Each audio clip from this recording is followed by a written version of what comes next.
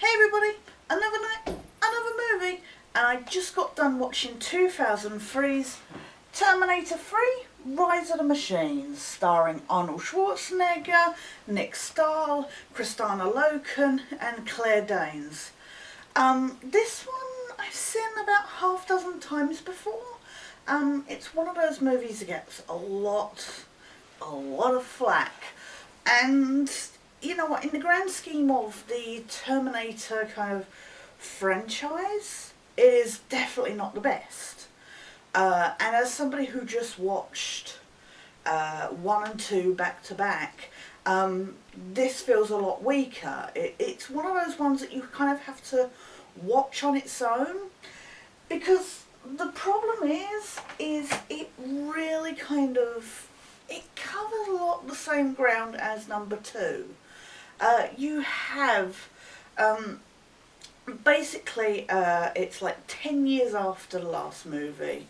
And I know something I messed up on is, yesterday, was although T2 was filmed like 7 years after the previous movie, it's actually supposed to be set 10 years later, which I completely, obviously, but Ed Furlong was like 13 and he looked it. So apparently, and I just found this out, as apparently one of the writers of that was just like, 3 years is 3 years, nobody gives a shit. And that makes it feel lazy. It's just like, oh, we couldn't be asked to find an actor, you know, young enough or that looks young enough to be that part. Or they couldn't be asked to set it slightly later.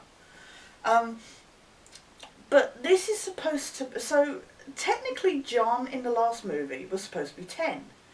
Except at the start of this movie, he says that he was attacked when he was 13. So this causes a lot of problems within the timeline of the franchise. And I think that's one of those things that causes a lot of hatred within the hardcore fans.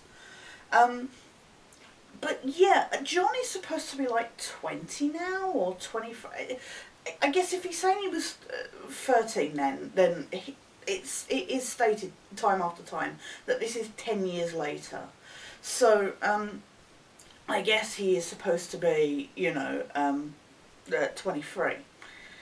But he starts out and he's like this druggy and everything. He's a complete... He says he should be happy and, that they'd stopped Skynet and stuff. But he's not. That he's always on edge and he's under the radar. He doesn't have his name on any, he works for cash and stuff like that. But he looks absolutely stoned out of his brain like a good portion of the movie. He has total derp face the whole time. And that's nothing against Nick Stahl. It's just really distracting because we've got this, Ed Furlong in T2 was, as I said yesterday, he was this kind of character that was, showing that leadership skill when he was teaching the Terminator stuff and how not to kill people and stuff like that. And then we start out this movie with just, it's difficult to imagine. I know, fine, he could have gone off the rails and stuff like that, and we then find out that Sarah Connor died. Again, there's a discrepancy because they say, it took her 3 years to die, but he's like, oh, we were living in Baja and that, but with the timeline and stuff, I'm not clear how magically she just suddenly, they moved to Baja and then all of a sudden she was ill with leukemia.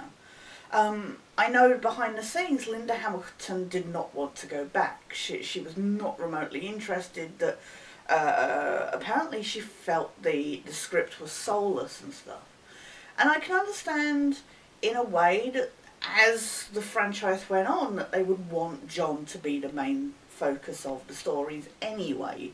So in a way, yeah, it made no sense for Sarah to be there. But it would have been nice even in a tiny part.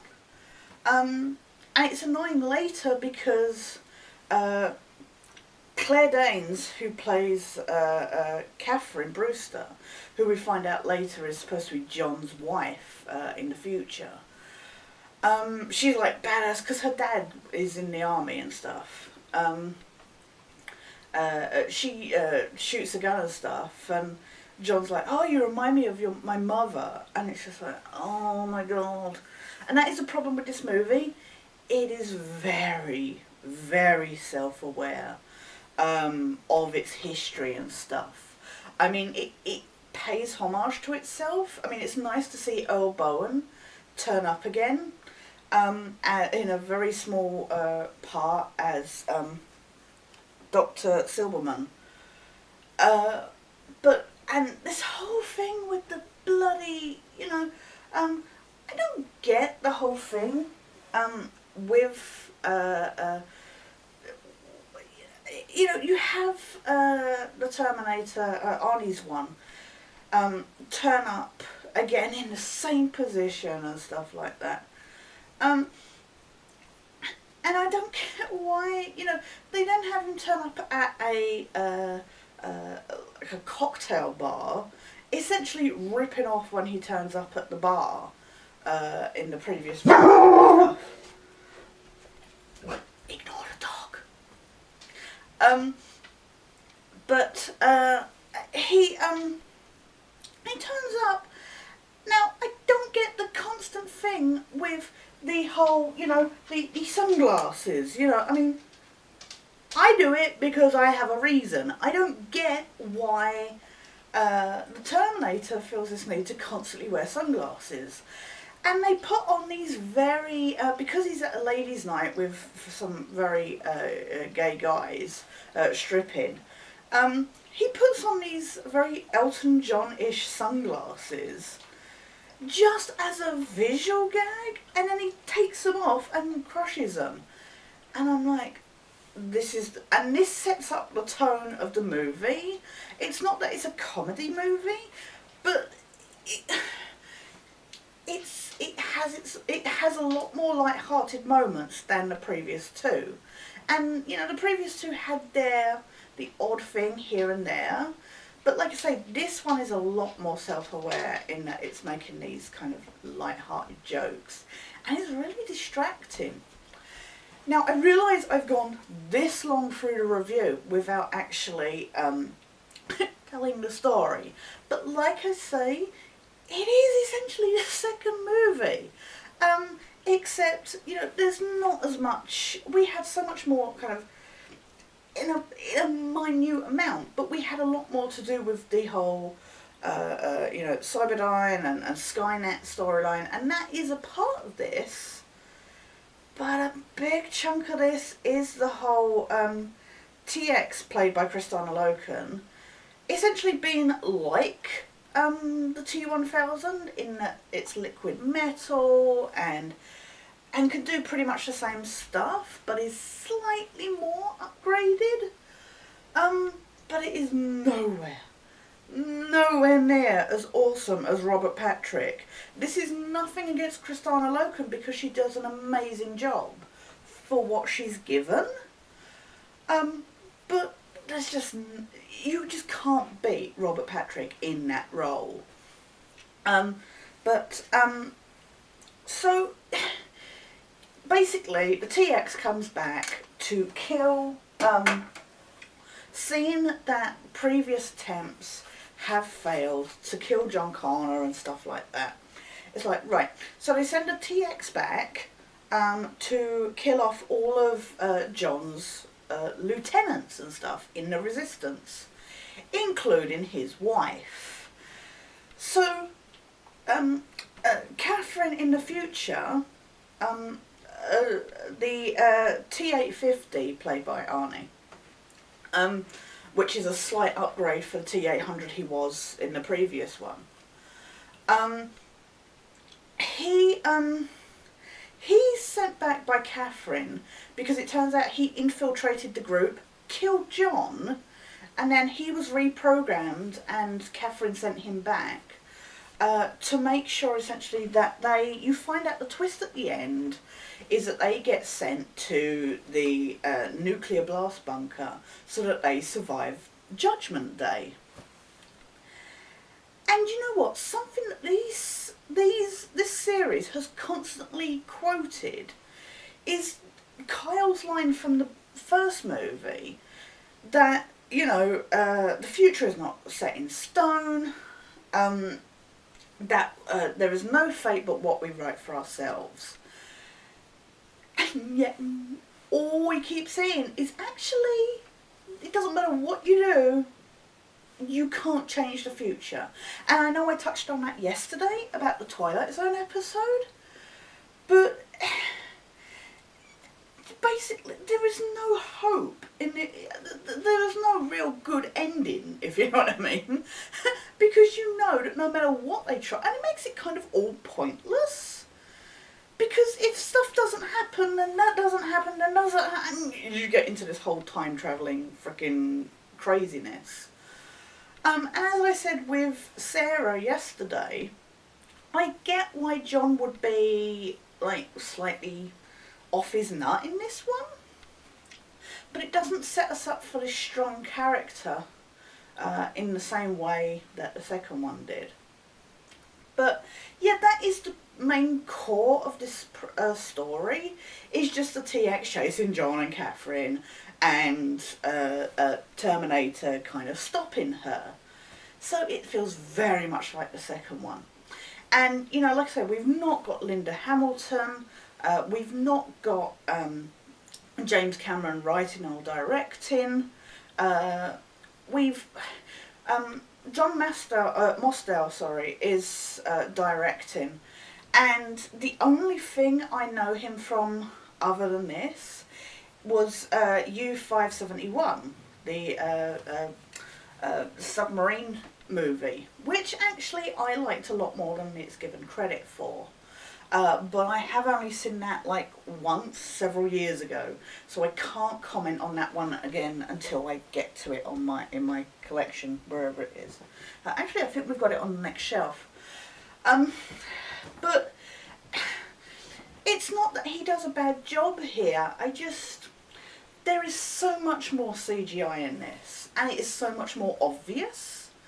And I hate those bloody green screen driving scenes where you can clearly see, and it was something I forgot to mention in the last movie. But we're talking about a 2003 movie. Background scene, you know, these green screen windows and scenery should not be so obvious, especially in a movie where everything is essentially CGI'd, you know, like the TX and every other effect. But like I say, in T2 it was used sparingly, but it is over the top here, and it's a lot more distracting. Don't get me wrong, there is amazing editing here. There's very sharp edits in that, so that effects do not look as bad as they probably would be if the shot was held on them much longer. And there's some excellent choreography between Loken and Schwarzenegger. There are a lot of problems with this movie. But if you watch it separate from the other two, it's really not that bad. It's an hour and 35 minutes long, so unlike T2, it's not dragging. But the problem is this is essentially a cropped version of T2. Like I say, it is a lot more of the same story. I just can't go for John as much. I find, you know, and at the end, like I say, they're in this nuclear bunker at the end. And, you know, there's all these people crying for help and stuff. And he's like, this is John Connor. And they're like, who's in charge? And he's like, I am. And I'm like, this is no, like, authority. And I guess he's got to build to that. But for somebody who has been told from the get-go about all this stuff, somebody who went through the whole thing when he was 13 and that, he's seen enough shit to know that he needs to, you know, get his ass in gear. And I can't buy into that character in this movie. And it's really annoying because, you know, we are told time and time again that John Connor is the saviour of humanity. And I get that he has to grow into that, but I don't see him as a hero in this movie. And I can't really get behind him, and that's frustrating. Because this movie could have been so much more if he had been so much stronger. I mean, I know in T1 I said, you know, that we had to see the change from Sarah, you know, naive, ignorant, young Sarah to badass in T2. But we've seen what John is like when he's younger. We've seen the shit that he's gone through. So I feel like we took a step back in this movie. It was nice to see. I do like the way they try and tie in the fact that, you know, had T2 not happened, that John would have met Catherine's father, who we find out is the one that lets loose Skynet kind of thing. I feel bad then for Dyson in number 2, Joe Morton's character, because it was like he died for absolutely nothing. I mean, surely somebody must have known that actually this is what, I guess it's changing futures and stuff like that, but it just felt like I say, it kind of null and voids some aspects that have come before. And I guess that's the same for, like, you know, with, like, that happens with time travelling stories and stuff like that. But, yeah, this movie feels like a mishmash. And what works really works. And what doesn't work just annoys. If you're a huge fan of the first 2 movies,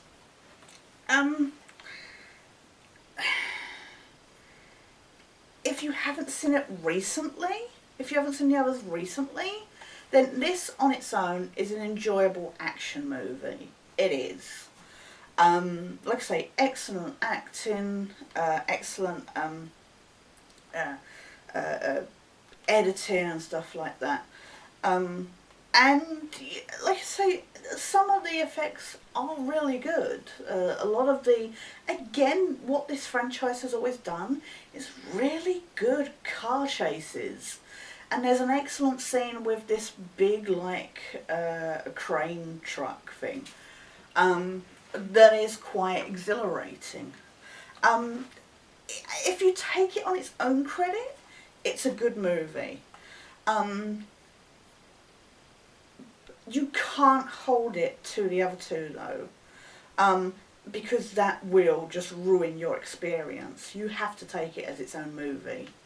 But yeah, I'd give it a 7 out of 10, because it is enjoyable, and you know what, it's nice to see a continuation of that story, and to show that actually no matter what they did, you know, the future kind of is written. It just makes me sad that everything that happened before is a complete waste of time. And I am really sad that Sarah wasn't even in this briefly.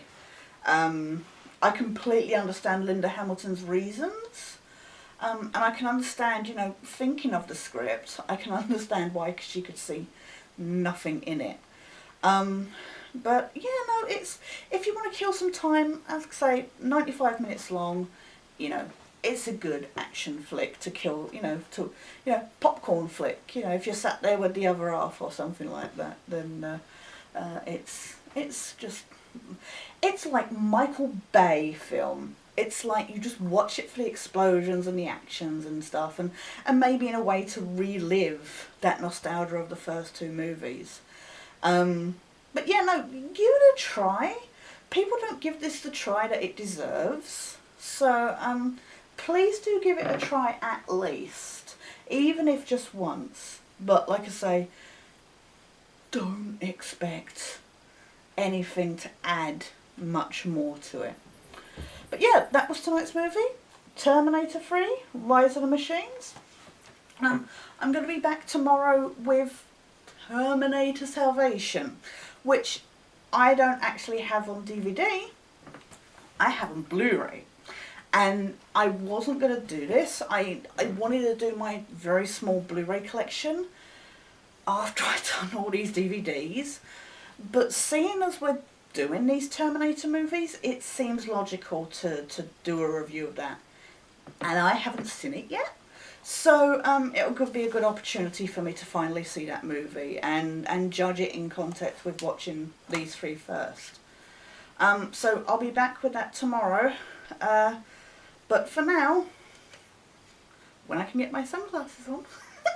That joke really badly fell flat then, didn't it? But for now, this is Sketch saying thanks for watching, looking forward to your comments, and signing out. Hasta la vista!